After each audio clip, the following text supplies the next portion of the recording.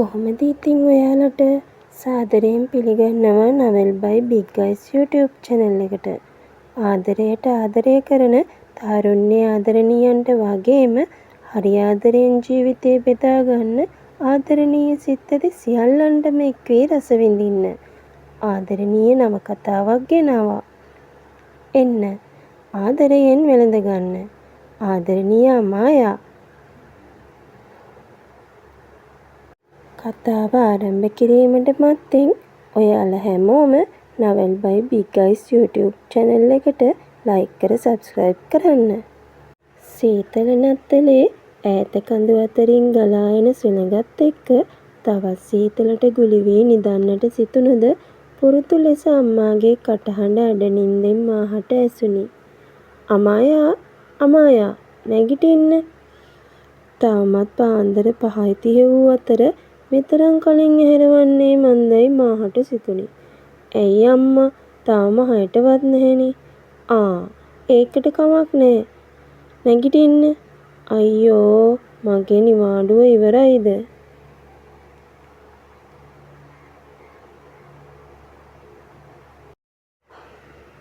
පාසලෙන් විශ්වවිද්‍යාලයෙන් පසු මා නැවතත් මාගේ ජීවිතේ බලාපොරොත්තු තවත් අලුත් දිනයක් එළඹෙමින් පවතී. ඒ මාගේ ගුරුවරියක වීමේ පළමු පත්වීමයි. මධ්‍යම පළාතේ නුවරඑළිය දිස්ත්‍රික්කයට අයත් සුන්දර නගරයක පිහිටා තිබූ මෙම පාසලේ ප්‍රාථමික ශ්‍රේණියේ ගුරුවරියක වීමට මා වරම් ලැබුවෙමි. පුංචි බියක් දැනුණද මාගේ සිතට ප්‍රීතියක්ද දැනුණි. එහෙත් මේ සීතලේ අවදි වීමට අකමැති වුවද අදත් පුරුදු ලෙස උදේම අවදි වී සිටින අම්මා දුටු විට මට දුකක් දැනුනි. ඉතින් මා වහා ඇඳෙන් නැගිට්ටාය. අම්මා ලොකු අම්මා එනවා කිව්වද? ඔව් එනවා පුතේ. දරුවෝ තේ එක බීලා ලෑස්ති වෙන්න. උදේම ගියොත් දවල් වෙන්න කලින් යන්න පුළුවන්. වෙනදාටත් වැඩියෙන් ආදරෙත් එක්ක කඳුළු හංගාගෙන අම්මා තේ එක ළඟටම ගෙනත් දුන්නාය. තේ එක අතට ගත් මා ලෙඩ ඇඳේ ඉන්න තාත්තා ළඟට ගියෙමි. තාත්තේ මම අද උදේම යනවා. අංශභාග රෝගය නිසා ඇඳට වී සිටි මගේ තාත්තා දැන් යම් තාක් දුරට සුව වෙමින් පවතී.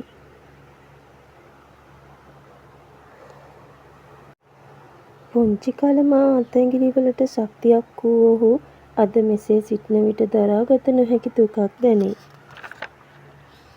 ගිහින් පරිස්සමින් එන්න මගේ දුවේ. තෙරුවන් සරණයි. කඳුළු පුරවගෙන තාත්තා කිව්වේය. තාම ලෑස්ති නැද්ද? අසාගෙන දොරගුළු නොදා තිබූ දොර ඇරගෙන ලොකු අම්මා ආවාය. අනේ තාම 6ටවත් නෑනේ. මට ආයේ එන්න වෙන්නේ නිවාඩුවටනේ. කියමින් ඇයගේ කරවටා අත දමා ඇයගේ මුහුණ සිම්බේය. තාමත් උරතල් වෙනවා. අම්මා තාත්තා හැදුව හැටි තමයි ඔය. කියමින් ඇය මුළුතැන්ගේ දෙසට ගියේ සිනාසෙමිනි.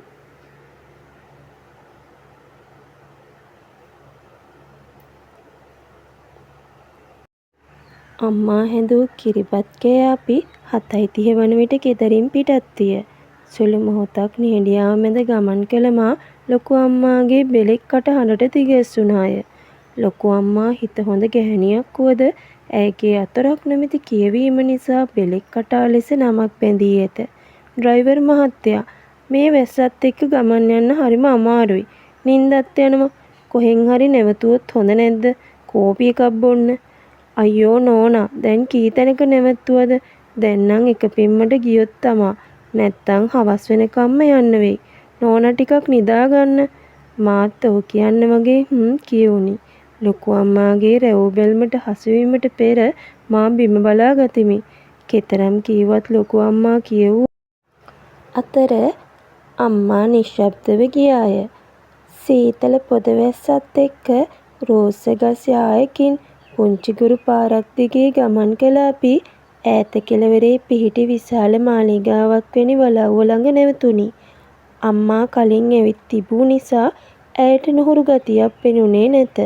දෙපස බලමින් සෙමින් පියමැන්න මා විවිධ වර්ණවලින් හැඩ වූ මල්ලායක් ළඟ ඉබේටම නැවතුණෙමි. පොද වැස්ස සීතල නිසා අම්මා ලොකු අම්මා ඉක්මනින් ගිය නමුත් මා මේ සුන්දරත්වය විඳිමින් ඇවිද ගියේ පුදුමාකාර සතුටකිනි. අප ඉදිරියට වයසක පුද්ගලයෙකු පැමිණියේය. ඔහු ඉතා කඩිසර සේවකයෙක් ලෙස පෙනුණි. ඒ වගේම ඔහුගේ බිරිඳද වයසක කාන්තාවක් වුවත් ඇය තරුණයේ ඉතා රූමත් විය යුතුය. ඔවුන් දෙදෙනා සිනාසී අප ඉදිරියට පැමිණ අනේ අපේ අපි මේ එනකම් බලාගෙන උන්නේ. උදේම පිටත් වුණා කිව්ව හින්දා මහන්සිත් ඇති නොවේ. අපේ උන්ද කෑමත් හදාගෙන බලාගෙන උන්නේ. එන්න එන්න. අතොරක් නැති අතීත කතා එක්ක රසමුසු ආහාර වලින් පිළිගැන්වූ ඔවුන් දෙදෙනා ඉතා ආදරණීයන් වෙති. අම්මාද ලොකු අම්මාද රාත්‍රී වීමට පෙර පිටත් වූයේ කඳුළු පුරවාගත් දෙනතිනි. මාද හැඬුමට නොදී දෙස් තද කර සිටියේ ඉතා ආයාසයෙනි. මහන්සි ඇති නොවේ මගේ දුවේ. උඩ කාමරේ ලෑස්ති කරලා තියෙන්නේ. දුව ගිහින් ටිකක් නිදා ගන්න. මං අවසර තේ බොන්න කතා කරන්නම්. මා ඔළුව වනා සිනාසී තරප්පු පෙළ දිගේ ඉහළට ගියාය. පරණ වලව්වක් වුවද මෙය ඉතා අලංකාර නිවහනකි. කාමරයට ඇතුළු මා කවුළු හැර ඈත පෙනෙන කඳුයාය රූස්ස ගස් වගේම තැනිතලාව පුරාවට දිලිසෙන විදුලි පහන්වැනි පාට මල් නිල් පාට අහස මගේ නෙත් සේම සිතද සතුටින් පුරවන්නෙමි. උදෑසන මේ දසුන සෑම දිනකම මාහට සතුටක් ගෙන දෙන්නක් වේ යැයි මා සීතල සුළඟ විඳිමින් සිතුවෙමි. මා ඇඟ සෝදා ඇඳුම් මාරුකට ඇඳට ගියද නුහුරු නිසා නිින්ද නොආවේය. මා අක්කාට ඇමතුමක් ලබා දුන්නෙමි. ඇයද මා සමග අද පැමිණෙන්නට සිටියද හදිසි අවස්ථාවක් නිසා පැමිණීමට නොහැකි විය. මා නැගිට පහළට ඇවිද ගියාය. දරුවෝ නිදාගත්තේ නැද්ද? තේ එකක් බොමු එන්න. මම මේ පුංචි මහත්තයාටත් තේ හදන්න හැදුවේ. පුංචි මහත්තයා කියන්නේ වලව්වේ අයිතිකාර මහත්තයාගේ පුතාය. මා ඔහුව දැක තිබුණේ නැත. මං දුව එන හින්දම වැලි තලප ටිකකුයි හැලපයි හැදුවා. තව උණුවෙන්ුවේම වඩේත් හදලා තියෙන්නේ. ඇයි ආච්චි අම්මා මෙච්චර මහන්සි වෙන්නේ? මටත් පුළුවන් ආච්චි අම්මට දැන් උදව් වෙන්න. ආච්චි තරමට බැරි වුණත් අම්මා මටත් හැම කෑමක්ම හදන්න කියලා දීලා තියෙන්නේ. ආනේ දරුවෝ ඇත්තටම කොච්චර දෙයක්ද? දැන් කාලේ කෙල්ලන්ට පුළුවන් ද තේ එකක්වත් හදාගන්න? ගෑනු ළමෙක් වුණාම හැමදේම ඉගෙන ගන්න ඕන. සරලකම හැදිච්චකම තමා ගෑනු ළමයෙකුගේ ආභරණය. ඒ අතින් දුවගේ තාත්තා දරුවන්ට හොඳට උගන්නලා වගේම හොඳට හදලත් තියෙනවා.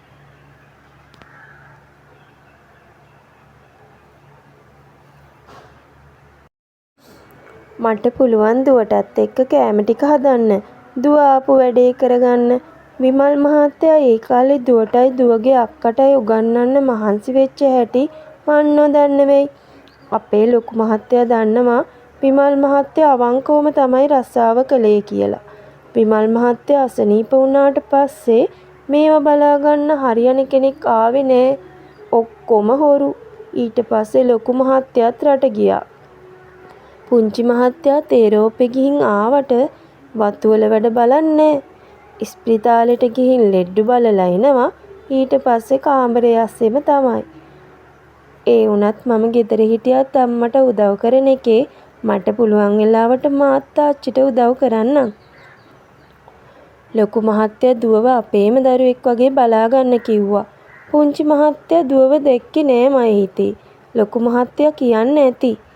රසට හදපු හැලප එක්ක තේ බීපු මට රාත්‍රී කෑම සෑදීමට ආච්චිට උදව් කරන්න සිතුනද ආච්චි ඒට ඉඩ දුන්නේ නැත. මා උදෑසන කෑම හදන්න ඇයගෙන් අවසර ඉල්ලා ගත්තෙමි. ඇය අකමැත්තෙන් වුවද එයට හා කිව්වේ මේ මගේ රස්සාව නෙවෙයි පුතේ. මගේ දුව ඕව කරන්න ඕන නෑ කියමිනි. රාත්‍රියේ අඩනින්දේ සිටි මාහට ඈතින් බටනලා හඬක් ඇසුණි. ඒ ඊටාම මිහිරි හඬකි.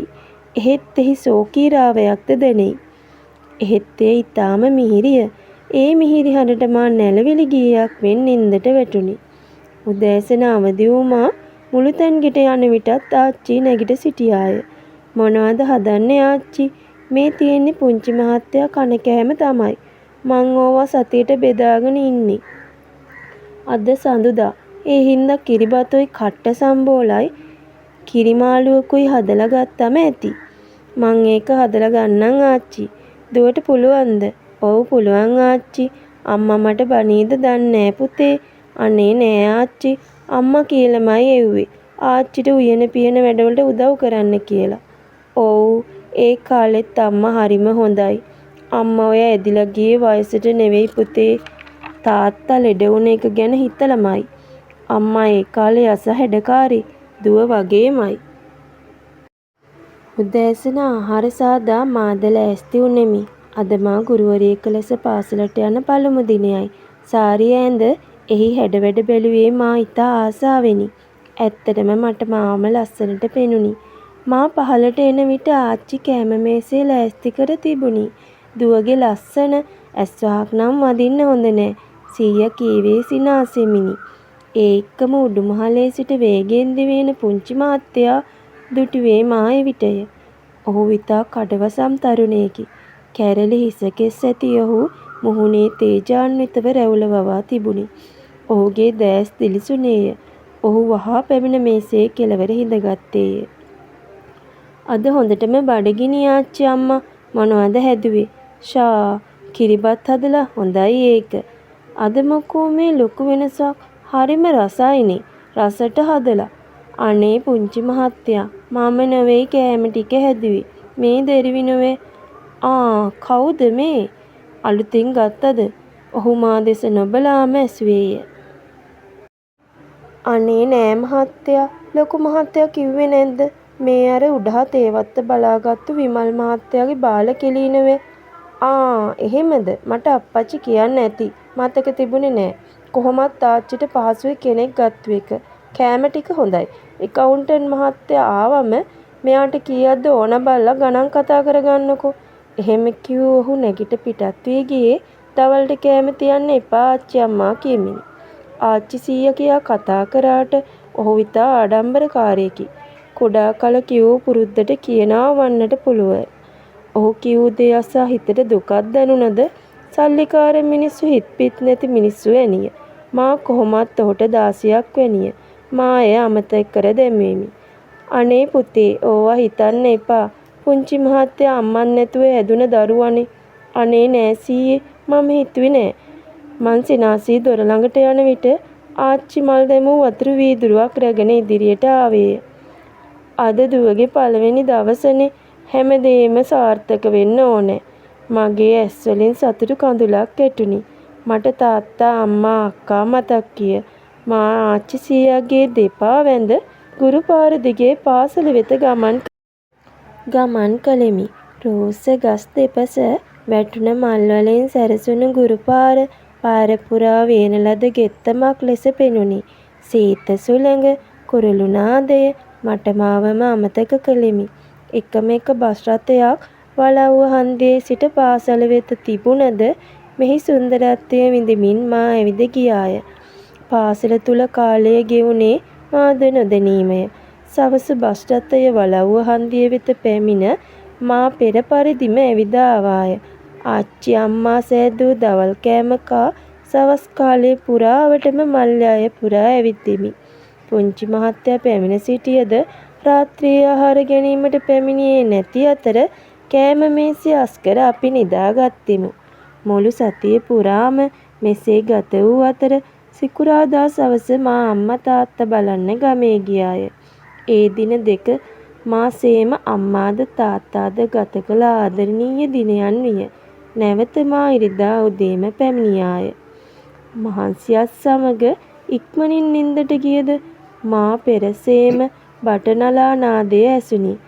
ඒ මිහිරි හඬ මා සමග කෙතරම් බැඳුනේද නම් සෑම දිනක රාත්‍රියේ මා ඒ හඬ බලාපොරොත්තු වුනිමි. සැබවින්ම මාහට නින්දාවේ මිහිරි නාදයටය. කාලය මෙසේ දින සති ගත වී තිබුණි. අද සෙනසුරාදා දිනයකි. මා මේ සතියන්තයේ ගමේ නොගියේ අම්මලා අනුරාධපුරයේ රුවන්වැලි මහසෑය වන්දනා කිරීමට අක්කලා සමග ගිය බැවිනි. උසස් පෙළ කාලයේ සිටම රාත්‍රී වනතුරු පාඩම් කළ මා දැන් රාත්‍රී වනතුරුම පොත් කියවීමට පුරුදු වී තිබුණි. දැන් වේලාව රාත්‍රී 12ට ආසන්නය. එහෙත් නිින්ද ළඟපාතකවත් නැති මා සීතලට නැගිට කෝපි එකක් සාදා ගැනීමට අඩ අඳුරේම පහළට ගියද බියක් දැනුනි. ආච්චි සීයාද සෑම සිකුරාදා දිනයකම ඔවුන්ගේ නිවසට යති. නැවත පැමිණෙන්නේ ඉරිදා උදෑසනටය. පුංචි මහත්තයා ඒ දින දෙකේ රෝහලේ නවතින අතර සමහර අවස්ථාවලදී පමණක් ඔහු පැමිණෙනු ඇත. අද මා පමණක් මෙහි ඇත. මා තරප්පු පෙළ දිගේ හිමිහිට පහළට ආවාය. අද වෙසක් පොහොය දිනය නිසා පුරහඳ පායලා මුළු අහසම එළිය වී ඇත.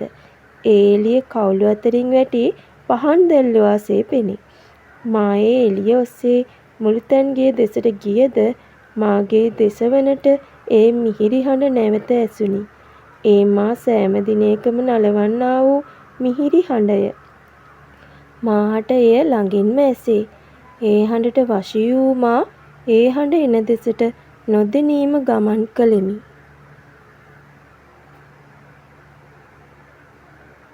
ආදරණීය අමායා, පළවෙනි කොටස මෙසේ අවසන් වන අතර දෙවන කොටස ලබන ඉරිදා සවස 6ට ඔබ වෙත ගෙන එන අතර මෙතෙක් කතාව පිළිබඳ ඔබගේ අදහස් සහ යෝජනා සටහන් කොට තබන්න. ඒ වගේම Novel by Big Guys YouTube channel එකට ලයික් කර සබ්ස්ක්‍රයිබ් කරන්න.